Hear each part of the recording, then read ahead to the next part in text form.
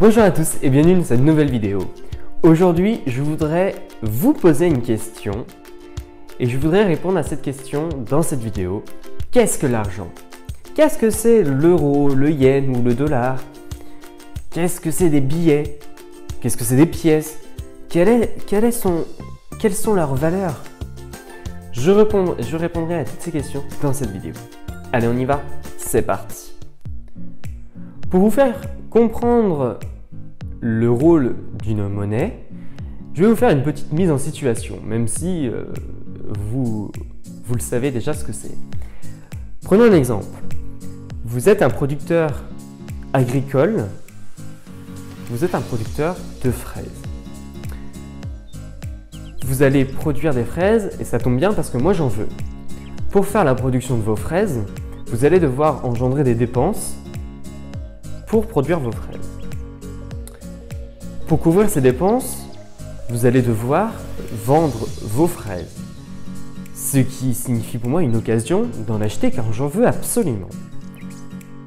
Vous allez alors vendre 5 € pour 1 kg de fraises.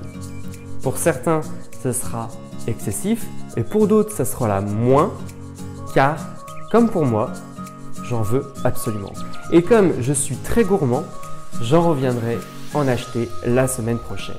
Notre système bancaire actuel ne conserve plus de l'or ou de l'argent pour conserver la valeur des pièces et des billets qu'ils sont émises. C'est pourquoi leur valeur ne repose en rien que sur la foi ou le crédit du gouvernement et de la banque centrale. Cela veut dire que si le gouvernement ou la banque centrale viendrait à faire faillite, la monnaie aussi. Ce que je suis en train de vous dire par là, c'est que notre système actuel a de nombreux problèmes, comme par exemple la centralisation. Et les crypto-monnaies arrivent à résoudre ces problèmes. Moi et vous qui regardez cette vidéo, vous devez l'utiliser forcément au jour d'aujourd'hui, car les banques arrivent à nous faire sécuriser nos avoirs tout en les rendant accessibles aux possesseurs. Mais est-ce que les crypto-monnaies ont de la valeur? Pour répondre à cette question, je voudrais reprendre le cas de décembre 2017 où le Bitcoin a atteint un sommet à presque 20 000 $. Mais pourquoi le Bitcoin a atteint un sommet aussi excessif? Le Bitcoin a atteint un sommet parce que beaucoup de gens se sont intéressés à cette nouvelle technologie car elles pensent que c'est un moyen plus sûr et sécurisé de stocker leurs avoirs. Cela permet de comprendre que les crypto-monnaies ont de la valeur puisqu'elles ne sont pas dirigées par des gouvernements ou des banques centrales qui les soutiennent.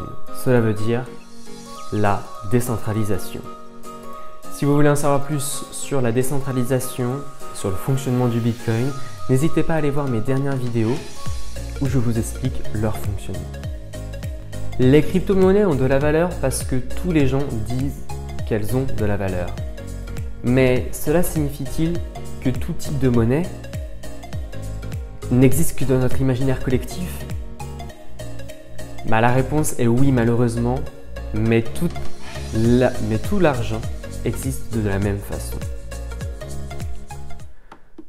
Revenons maintenant à nos fraises.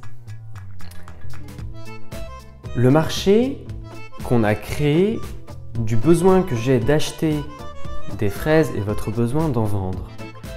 Donc le marché est régi sous les lois de l'offre et de la demande. Cela veut dire que l'offre est régie par la quantité, donc le nombre de fraises que vous voulez vendre. Et la demande, c'est les personnes comme moi qui veulent en acheter. Reprenons l'exemple du Bitcoin où en décembre 2017 a atteint un sommet à presque 20 000 $. À ce moment-là, la demande était supérieure à l'offre parce que beaucoup de monde voulait en acheter. Et en janvier et février 2018, il y a eu une grosse baisse. Cela veut dire que la demande était inférieure à l'offre. Ça veut dire que tout le monde voulait vendre et personne ne voulait en acheter. Beaucoup de crypto-monnaies ont une quantité de tokens limitée. Comme par exemple le Bitcoin qui s'arrête à 21 millions d'exemplaires.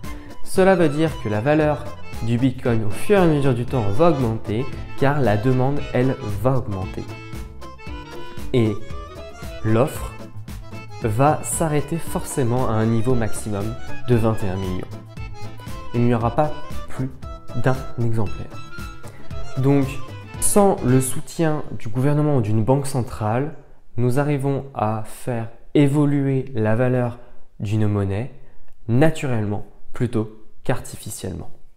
Et voilà, cette vidéo est maintenant terminée. N'hésitez pas à la liker, à la partager si d'autres personnes sont dans le même cas que vous, qui ne comprennent pas forcément quelle est la valeur d'une crypto-monnaie. N'hésitez pas aussi à lâcher un commentaire en bas de cette vidéo et je me ferai un grand plaisir de vous y répondre. Et puis moi je vous dis à la prochaine dans une autre vidéo. Allez, ciao ciao!